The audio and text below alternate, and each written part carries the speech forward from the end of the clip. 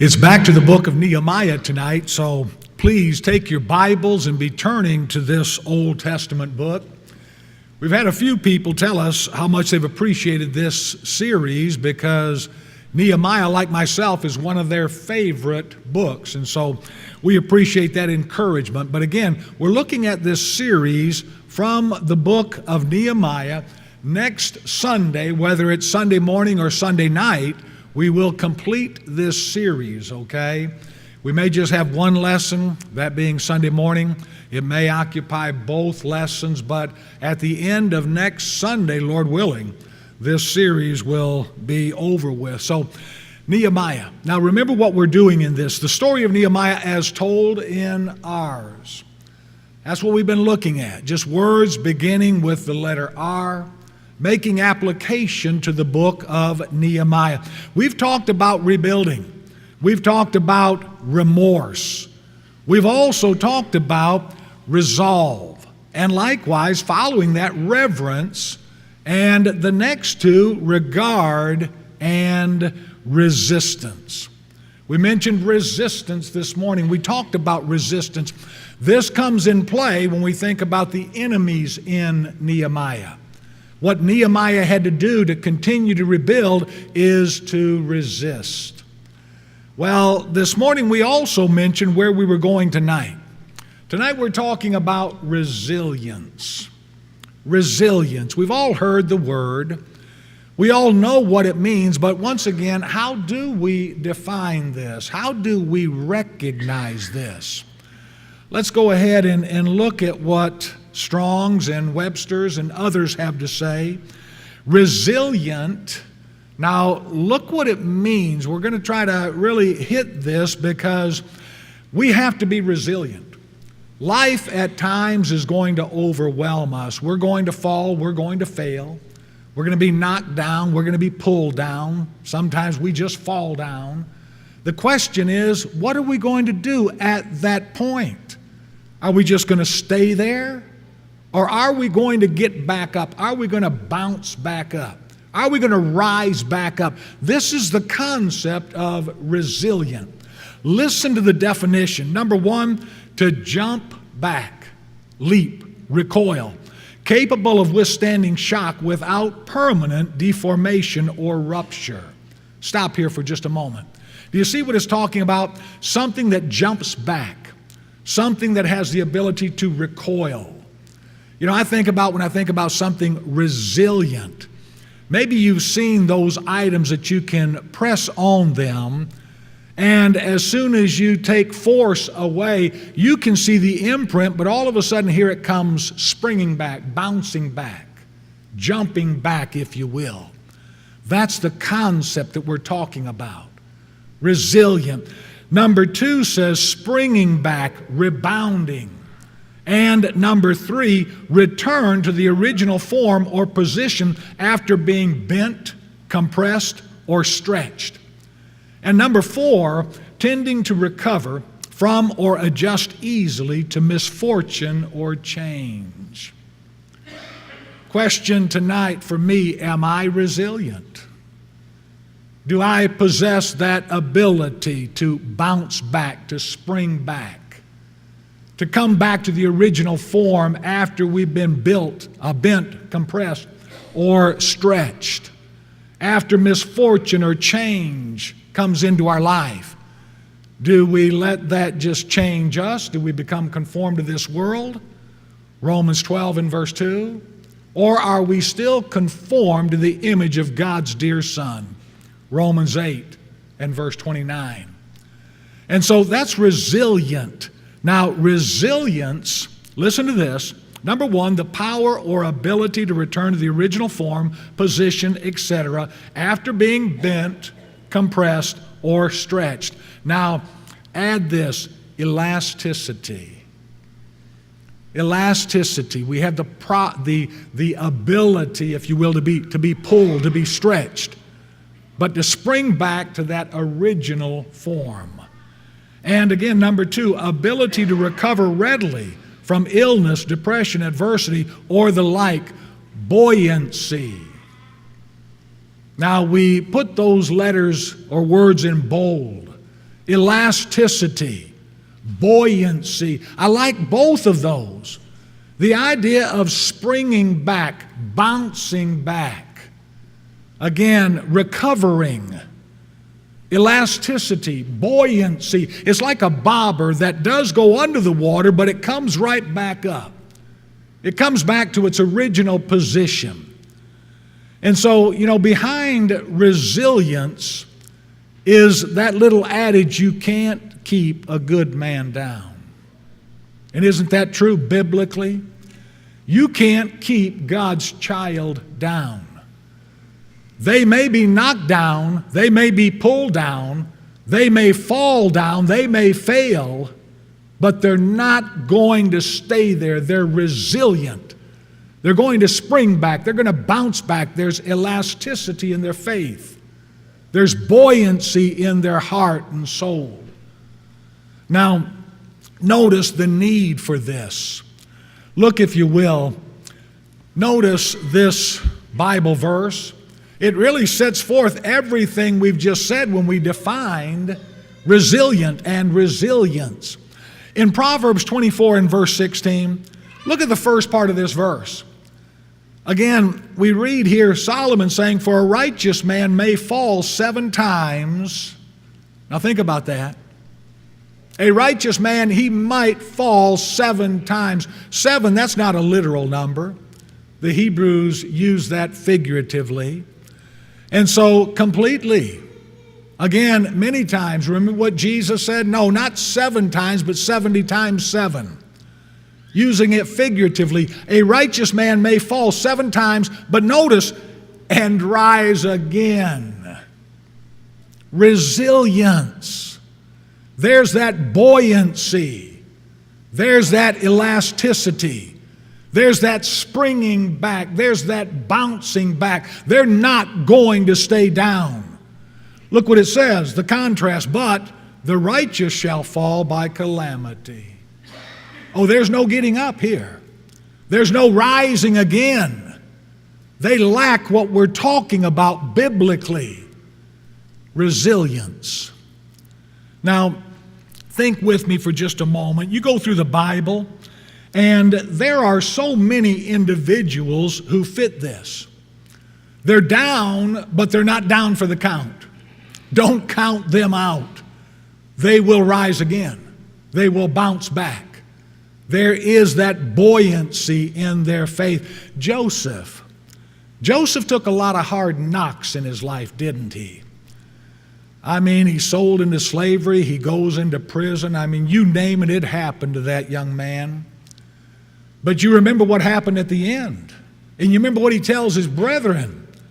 In Genesis 50 and verse 20, he said, "You meant it for evil," talking about everything that happened, everything that knocked him back, everything that pushed him down. You meant it, he said, for evil, but God meant it for good, in order to bring about this present result. Here's a man who kept bouncing back. Here's a man who kept rising again. Here's a man who had that buoyancy that the world could just not contain him, couldn't keep him down, couldn't push him down, couldn't hold him down. Well, throughout the Bible, we see individuals like that. The book of Job. Job was a man of great resilience, wasn't he? In fact, his name came up in our Bible class. Alan Stevens mentioned Job and mentioned one of his favorite verses, Job 13 and verse 15.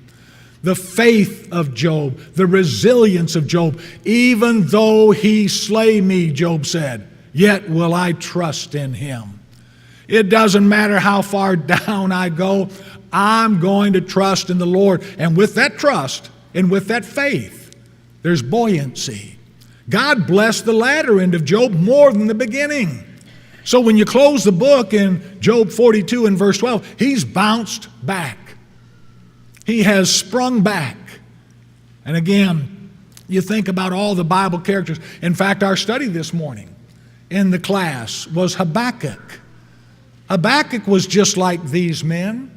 You open up the book and Habakkuk's not so much in a good place.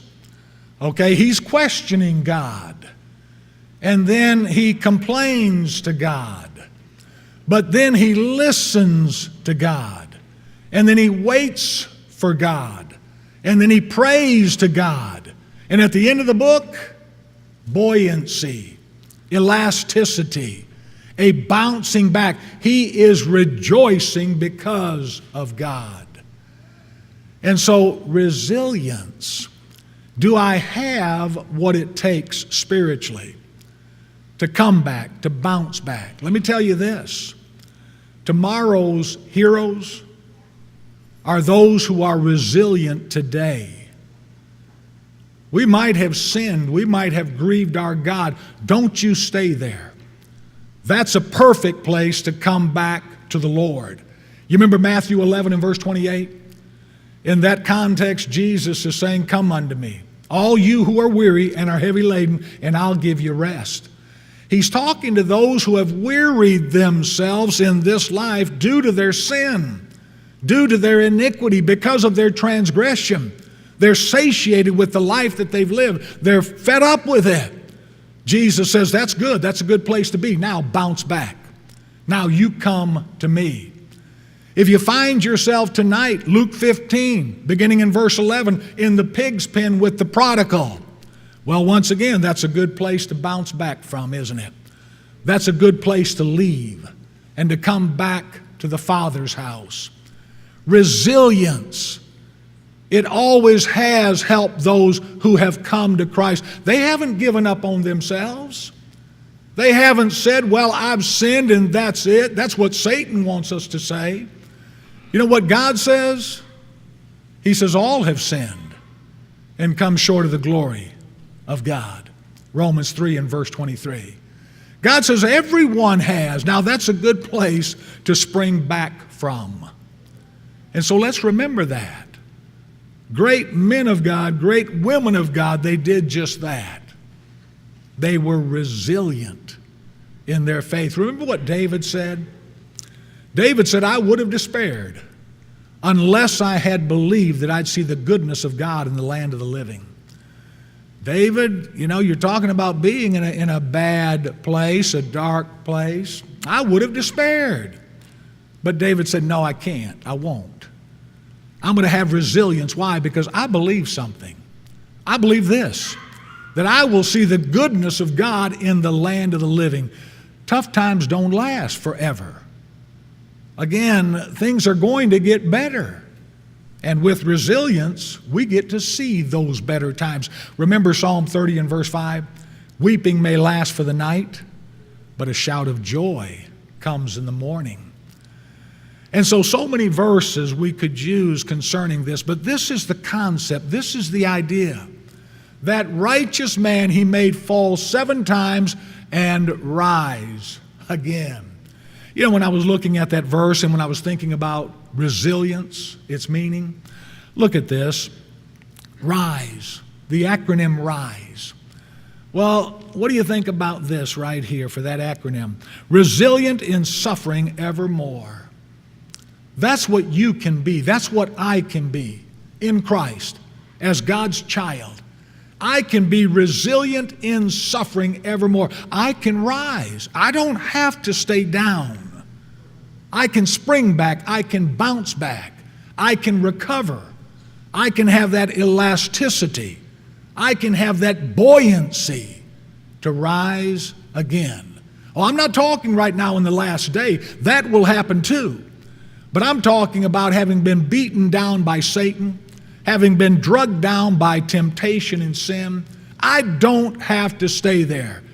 I can finally come to my senses, as we've said the prodigal did, and I can say, I'm going to go to my Father. I'm going to say to my Father, I've sinned in heaven's sight, in your sight. I'm no longer worthy to be called your son. Make me as one of your hired men. That young man got himself up. That young man came springing back to the Father. That young man had the buoyancy of faith to do something. Again, remember, tomorrow's heroes are resilient today. Why? Because they repent today when they know they've sinned. They serve today. They love today. They obey today. Now, What about this next one here? Raised in sunlight every day. That's what the child of God is. He's raised in sunlight every day. For to me to live is Christ, and to die is gain. Philippians 1 and verse 21. Now think about this. Nehemiah doesn't blink an eye. He doesn't waver. We talked about this morning his resistance. We looked this morning at the enemies. What did those enemies cause him to do? Well, when you look at the book, it never appears that they detoured the work. It never appeared that they stopped him for even a moment. Nehemiah didn't blink an eye. Nehemiah did not waver. Now let's put Sunday morning's lesson and tonight's together. Think about it this way. Nehemiah swims upstream against the current. That's resistance. That's how we ended this morning. Let's learn to swim upstream. That's resistance. Well, again, Nehemiah swims upstream against the current. That's resistance. But it's not enough simply to swim upstream. You have to stay afloat. If and when you go under, you don't stay under, do you? And so notice this. Nehemiah keeps his head above the water. That's resilience. That's resilience.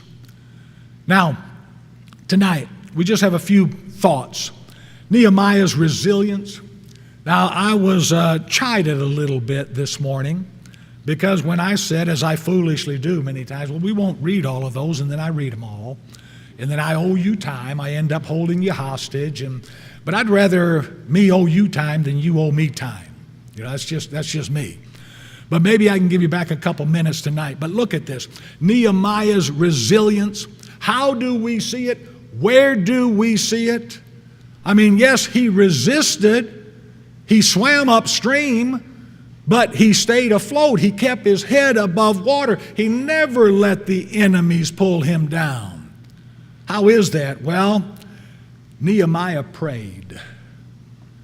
Nehemiah prayed. I believe this to be a great source of resilience in Nehemiah's life. This is why he could always bounce back. This is why he always kept his head above the water. Even in the midst of turmoil, even in the midst of trials, even in the midst of tribulation, even in the midst of threats, this man's resilient. How? Why, Nehemiah? Nehemiah prayed. Read a couple of passages with me. Nehemiah, the first chapter. Let's look together at verse 4. This is after Nehemiah has asked his brother, Hanani, what about the Jews who survived captivity? What about Jerusalem? He hears that those who survived captivity, they're in great reproach. That the walls of Jerusalem, they've been torn down, they've been burned with fire. Well, you know what happens to Nehemiah. Look at verse 4. So it was when I heard these words that I sat down and wept and mourned for many days. I was fasting, now notice this, and praying before the God of heaven. Some other things stop in this verse. The weeping, the crying, the tears. You don't read about those past the first chapter, okay? But prayer never stops. Not in Nehemiah's life. That's why he's so resilient. That's how he's so resilient. And so he was fasting and praying before the God of heaven. Look at another verse. Go with me to the second chapter. In chapter 2, when you read verses 1 through 3, this is when Nehemiah goes before the king. Now, when you leave chapter 1, verse 11, you realize that Nehemiah is the cupbearer for the king. So Nehemiah's position was to taste the drink, to taste the food.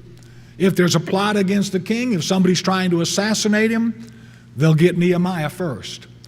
So this was a very trusted position.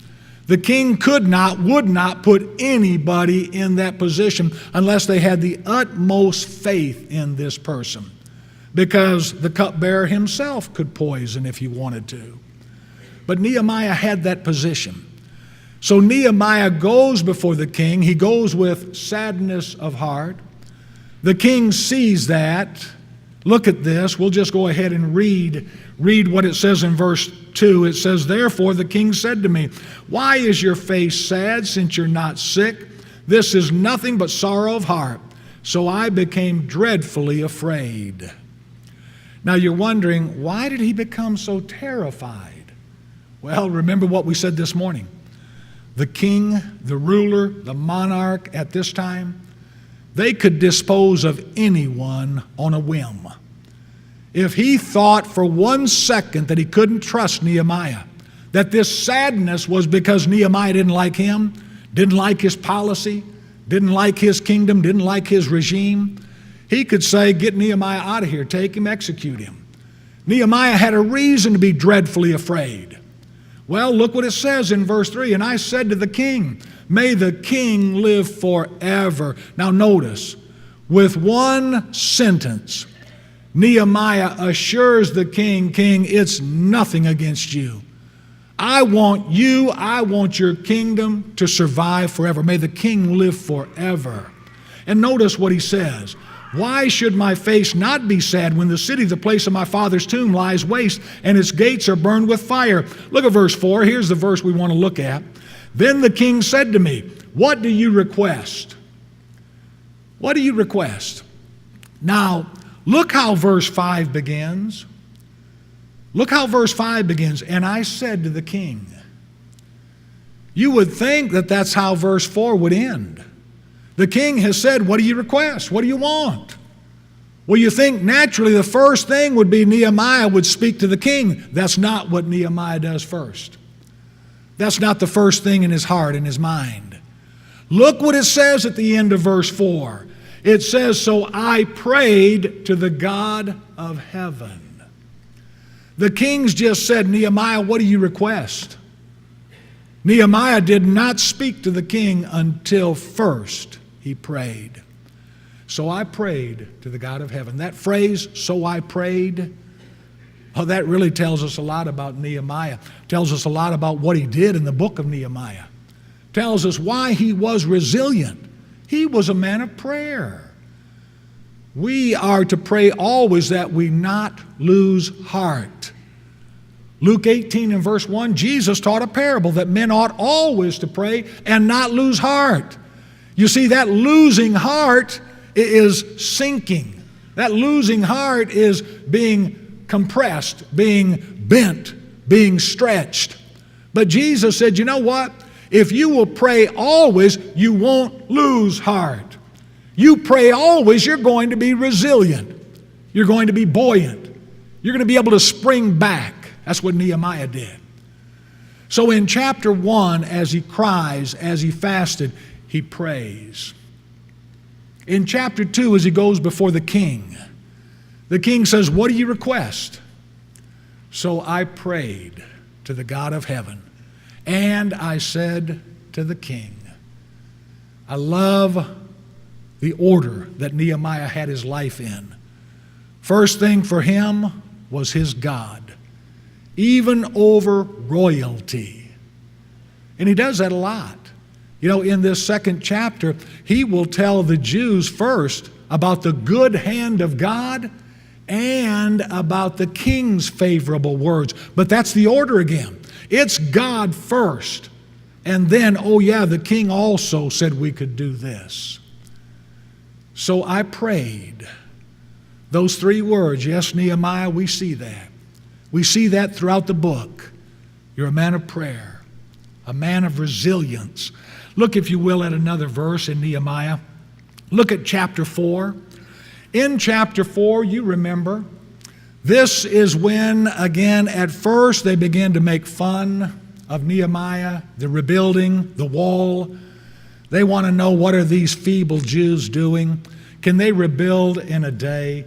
Are they going to get this ready quickly so they can offer sacrifices? They have a good time ridiculing the work and Nehemiah. Geshem, Tobiah, they like to say, well, if a fox jumps on it, it'll knock it over. And so they have a good time with their ridicule. And you know what? After that, they threaten. They realize we can't laugh this man out of town. We can't ridicule him to the point that he's going to stop this work. We're going to have to do more. So they threaten to come, wage war to kill the Jews. But look at this at verse 9. After they do this, after they make their threats, look at verse 9 of chapter 4. Nevertheless, we made our prayer to God, and because of them we set a watch against them day and night. Isn't that great?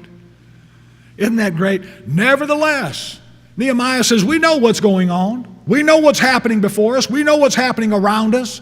We know what our enemies are plotting. Nevertheless, we're going to pray to our God. How can a man stay that resilient? Well, it's because Nehemiah prayed. That's why. That's how. Secondly, think about this. Nehemiah encouraged. Nehemiah encouraged. Yes, Nehemiah was in need of encouragement. I have no doubt about that. But you know what? So many times when we encourage others, that's the greatest encouragement that can come back to us, isn't it? When we encourage others. Nehemiah reminds me so much of Paul in the New Testament. Paul, speaking of himself, said, I was a wise master builder. 1 Corinthians 3 and verse 10, he's talking about building upon that foundation, that there's only one foundation that can be laid, Jesus Christ. And so Paul says, I'm a wise master builder. The way I built upon this foundation of Christ with precious things. Nehemiah physically was a wise master builder. Every challenge, he navigated that beautifully, wonderfully. And he also reminds me in this point of Barnabas. Remember chapter 4 of Acts, verse 36? Joseph, also called Barnabas, the son of consolation. Some translations, the son of encouragement. You go through the book of Acts and you see what Barnabas is doing all the time. He's encouraging his brethren. You go through the book of Nehemiah, you see what Nehemiah is doing all the time. If he's not praying, you know what he's doing? He's encouraging his brethren. He prays to God. He encourages his brethren. Look at a couple passages which simply underscore this. Nehemiah, the 2nd chapter. Read with me verses 17 and 18. We've looked at this under another point, but think about it right now. Think about it right now under this caption. Nehemiah encouraged. Look at chapter 2 and verse 17. Then I said to them, you see the distress that we are in, how Jerusalem lies waste and its gates are burned with fire. Come, let us build the wall of Jerusalem that we may no longer be a reproach. And I told them, now notice the order of this. And I told them of the hand of my God which had been good upon me, and also of the king's words which he had spoken to me. So they said, let us rise up and build. Do you see that phrase? Let us rise up. They've been down. They've been distressed. They've been downcast for over 100 years. The walls have been dismantled. The walls were burned with fire. No one cared enough before Nehemiah came to really start this work and complete it. But in their depressed state, do you see what they said? They said, we want to be resilient. We want to spring back. We want to rise up. Let us rise up and build. So Nehemiah encouraged them throughout the book. He had to continue to do that because, again, even though it didn't look like the enemies made headway with him, they made headway at times with brethren in Judah. In chapter 4, they said, hey, there's too much rubbish. We can't rebuild it. This is what they were saying in Judah in chapter 4 and verse 10. What did Nehemiah do? Turn over to chapter 4. Nehemiah did what we said here. Nehemiah encouraged them. Look what he says in chapter 4 and verse 14. Again, the threats have been made, the ridicule has come, nothing is deterring them. And so Nehemiah says, and I looked and arose and said to the nobles, the leaders, and the rest of the people, do not be afraid of them. Remember the Lord, great and awesome, and fight for your brethren, your sons, your daughters, your wives, and your houses. I like that. Fight. Fight for those things that are precious. You said you were going to rise up a little while ago. Do it. Spring back, bounce back. Show that elasticity. Show that buoyancy of faith. Let's get this work done. You know, when you think about resilience, probably been about a week and a half ago, Julie walked through the living room, and I had seen on the channels that the original Rocky was on. Now, the men know what I'm talking about with Rocky, Sylvester Stallone. And here's a comeback, you know, and he's in the ring, and I mean, he's just beat to a pulp after the first round. But the concept of resilience, and I'm thinking as I'm watching that, I'm thinking, go Rocky. You know, I forgot how good this movie was. Julie walks through and she looks at it and she said, you know, that's why I never watched that show. That's so stupid. So the ladies say, that's stupid. The men say, man, that's great. Well, all I'm saying right now, I'm not encouraging you to watch it. I'm saying resilience. I guess in every one of those, I haven't seen every one of those, but in every one of those, the plot's the same. After about the first round, you think you can count Rocky out. You can't because of the storyline. He's resilient. At the end of the fight, it looks like they've taken his face through a meat grinder, you know, but he's there and he's there on top. This is what we're talking about spiritually. Again, Nehemiah encouraged his brethren. Every step of the way there was encouragement there. Look at this last one. This last one here. Nehemiah not only prayed, he not only encouraged, Nehemiah worked. He worked. And of course, they did too. When they said in chapter 2, let us rise up and build, you know what chapter 3 is all about? Them rising up and building. You're going to see people putting their hand to the work. You're going to see Nehemiah in his wisdom saying, why don't you repair that section across from your house? You're going to see their resilience because they go do that and they come back and they repair another section. Many of the names that you read about in Nehemiah 3, they are asking for more work. Why? Because their leader prayed. Nehemiah encouraged. They all worked, even Nehemiah. Look what he says in Nehemiah 2. Nehemiah 2 at the end of verse 5. When he's gone before the king, and remember the king says, what do you request? Remember he says, I ask, now I'm reading at the end of this verse, I ask that you send me to Judah, to the city of my father's tombs, notice this, that I may rebuild it. I want to work. Nehemiah says, I want to work. There's work to be done in Jerusalem. In chapter 2 and verse 11, look at those first 5 words. So I came to Jerusalem. Let me tell you something. When Nehemiah came, he didn't leave until that work was completed. Okay? Nehemiah came to work. I came to Jerusalem. He came to work. Look also in chapter 2 and verse 17. Do you see what Nehemiah tells them? I'm gonna read this again because we're going to pull out something different this time from this verse.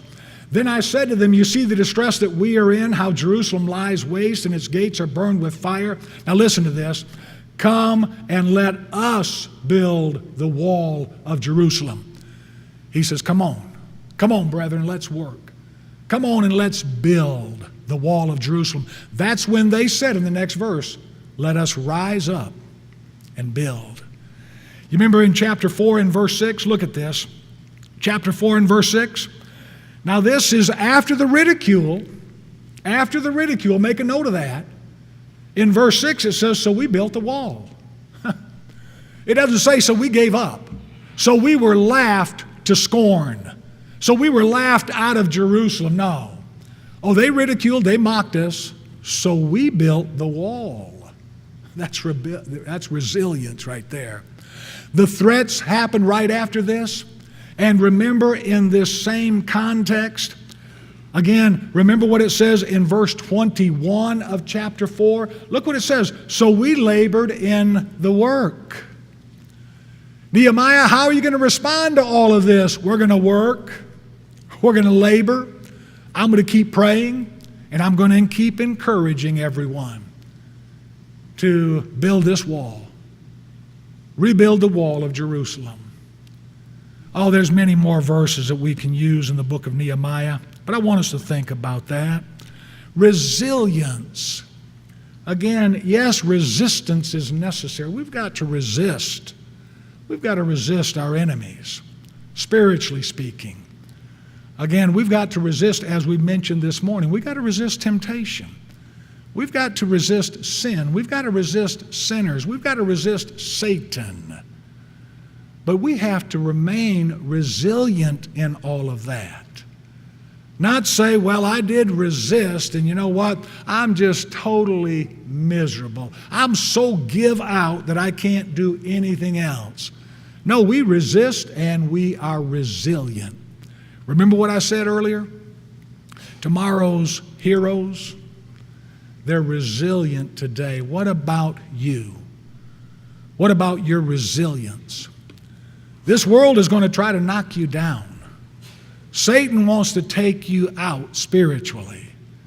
And he's done it to a lot of people who lack what we're talking about tonight, the ability to spring back. How can we do that? How do we do it? Only in Jesus Christ.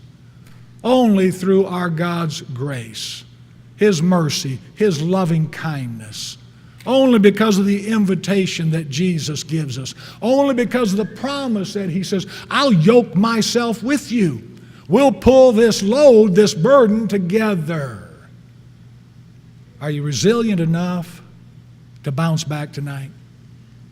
Are you resilient enough to rise up if there's sin in your life and to repent of it, to confess it, to forsake it? I hope so. The invitation is yours. If you have need, don't forsake it. Won't you come right now while we stand and as we sing?